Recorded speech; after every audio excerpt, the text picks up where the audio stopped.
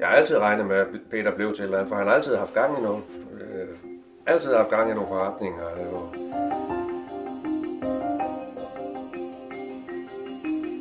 Peter is a complicated man, meant in a positive way.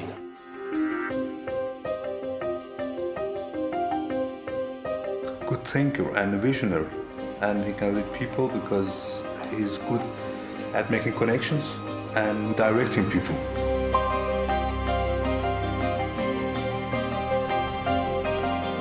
Han har, hans, hvad kan man sige, karma. Så når han kommer ind ad en dør, så lægger man mærke til ham. Jeg opfører min søn som hård, streng, men kan klare faktisk hver situation. Peter is always 3-4 steps in front of anyone else. He's very open-minded and he's very generous. To achieve stuff like Peter has achieved, you cannot be a normal person. That's impossible. You have to be different.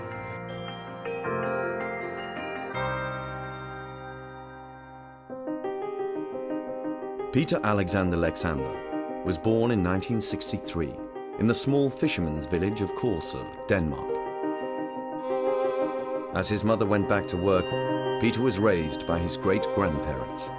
This unconventional upbringing not only helped him developing a conservative taste, but also taught him to embrace the most conventional values: loyalty, pride, and respect for the elderly. He taught me that it's very important to show respect to people, but it's also very important not to lose your own respect. And certainly also that money isn't everything in this world. And that family is very important. During his school years, he was always far ahead of his classmates. Bored and frustrated, he spent most of his time out of school, either in the local library reading everything he got his hands on, or out in the street hanging out with young troublemakers. Da Peter var barn, var der også gang i ham. Der har altid været gang i Peter, og han har også gået under navnet Peter Panik. Der har altid været et eller andet gang i ham. He adopted to the rules of the street, to earn the respect of others, or simply to survive. He quickly turned himself into a local street boy, forced into regular fights, which he started to enjoy. He learned to stand on his own 2 feet, to protect himself, his property, and his friends. Basically everything he believed in. Through this, he learned to compete and to win. His early jobs consisted of manual work. From the money he earned building windmills, he bought houses, redecorated and sold them. Always on the lookout for new opportunities, he even volunteered for the Air Force. With no wars going on, he volunteered for a service in Kuwait. But as his first child was just born, he decided to stay with his family. After being a soldier, he was making a living as a security driver, then working at a power station. But he couldn't find what he was looking for. Independence. Altid i gang. Altid. Vi skal lige prøve lidt nyt. Han er ikke bange for at prøve noget. He started his own businesses, buying and selling toys, fireworks and leather goods. A few years and 2 more children later, he started a direct sales business. When he's on the stage, he's not saying a lot. He's like enjoying the moment. In business, like Peter, is not about doing work. It's more a lifestyle. It's a way that you choose to live your life. Traveling came into Peter's life and opened up a whole new world for him. Within 2 years, he had been around the entire planet, from North and South America to Asia, selling online services. Meeting, learning, and accepting other cultures changed him significantly. Traveling and making businesses worldwide made Peter Alexander the person who he is today. Peter is good to learn about the other cultures. We were immigrants here to Denmark, and to see a person take you with the white open arms and say, come here and I will support you, I'll give you some good advice how to live in this country and how to take care of yourself. That was a very, very big help in the beginning. After many years of being a highly sought-after expert in direct sales business, he shifted into advertising. He founded his own company and was a pioneer in magazines for internet trading. A few years later, he sold his part of the business, keeping only the fundraising company called SportsFight. Through SportsFight, he has managed to help financing different sports clubs in Denmark. This was a great opportunity for Peter to combine business with his lifelong ambition of helping others.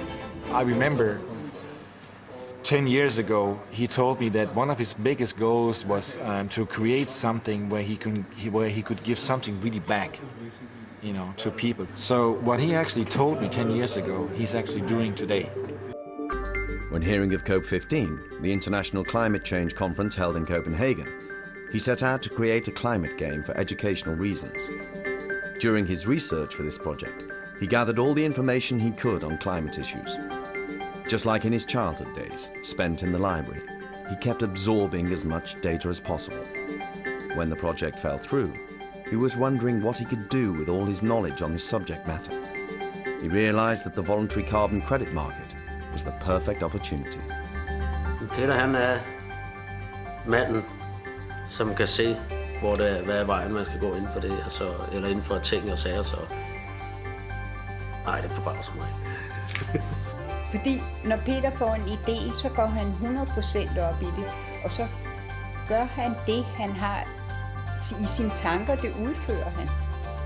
He can, if he wants. To keep a close eye on the company's own green project in Morocco, the nearby city of Malaga became another center of his life. Here he can devote time to one of his passions, motorbikes.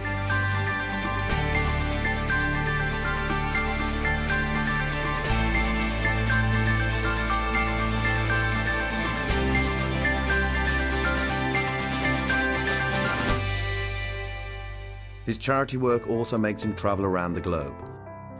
Through his organization, homes are being built for children in Kathmandu. Jeg stoler på, at det Peter laver nu, det er noget, der kan hjælpe andre mennesker. Det er noget, der kan hjælpe hele, altså jorden og vores atmosfære og det hele. If you do something for the climate or do visionary, a big plan, it has to come from your heart. And if you're in your heart, you want to help some people, you just keep growing and keep growing. But once a fisherman, always a fisherman. No matter how far business has taken him from his hometown, Peter always returns from time to time. He has a house there, and he never fails to visit the church where he was named and married. The house he grew up in, the beach to look for some fossils while clearing his head, and even his school he so happily kept abandoning. He pops up unexpectedly at the doors of childhood friends, and of course, at his mother's home. His roots are still important for him, and as he says, if he wants to go far, then he must never forget where he came from.